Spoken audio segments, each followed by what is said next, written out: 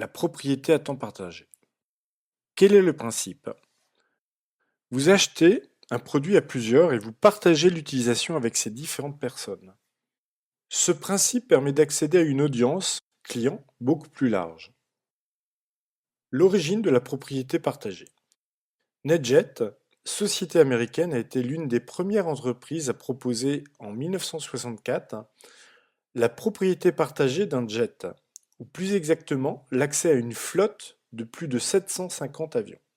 Le principe qu'applique NetJet est de vendre l'usage d'un avion, ou plus exactement le nombre d'heures d'utilisation de plusieurs avions, à plusieurs personnes, ce qui divise par autant d'utilisateurs le prix de revient de l'avion.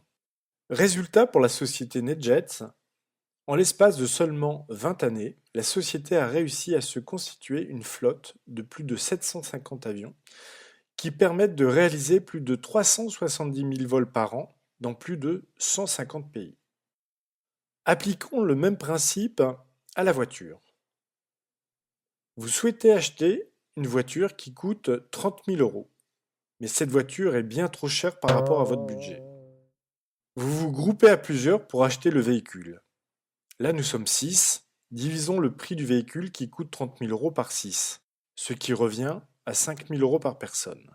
Chaque personne pourra utiliser le véhicule un certain temps pour un total de 5 000 euros. La propriété partagée a déjà été appliquée dans différents secteurs, comme l'automobile, l'aviation et les voyages d'affaires, comme nous venons de le voir avec NetJet, dans le secteur des bateaux de luxe et dans les logements de vacances. Les questions à se poser pour appliquer le principe des biens partagés.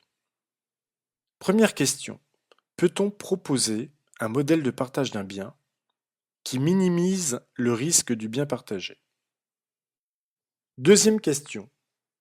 Est-ce que le partage de l'usage de nos produits les rend plus abordables pour les clients?